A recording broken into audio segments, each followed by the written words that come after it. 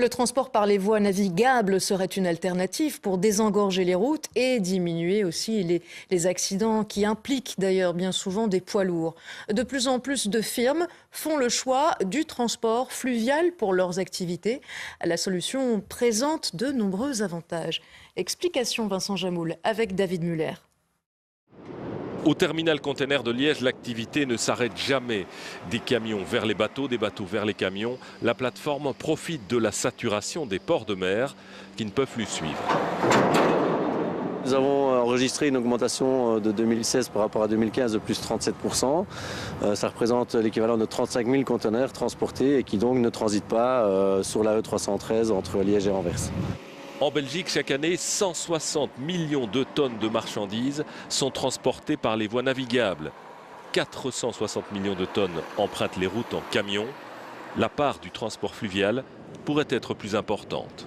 On estime qu'il y a à peu près 75% des marchandises sur la route qui ne pourront pas aller dans d'autres modes de transport. Aujourd'hui, il y a à peu près 15% des marchandises en Wallonie qui sont sur le fluvial.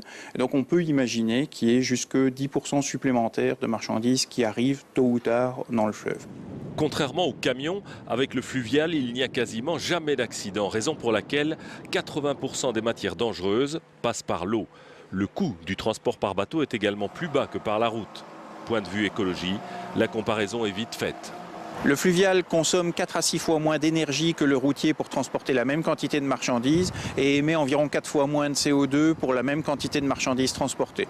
C'est ce qui a poussé l'entreprise Cormand à changer complètement sa politique de transport. Le beurre fabriqué ici est exporté au Japon, en Chine, 800 containers par an.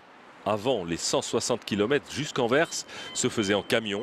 Aujourd'hui, c'est seulement 40 jusqu'à Liège et le reste en bateau. Ça nous fait peut-être quelques petites économies, mais là n'est pas la volonté de l'entreprise, c'est vraiment de s'inscrire dans cette démarche environnementale. Le transport fluvial souffre encore parfois d'une mauvaise image, trop vieux, trop lent. En 15 heures, un container parti de Liège est arrivé à Anvers. Le gain de temps sur les formalités administratives et de douane permet souvent de récupérer le retard par rapport à un trajet en camion.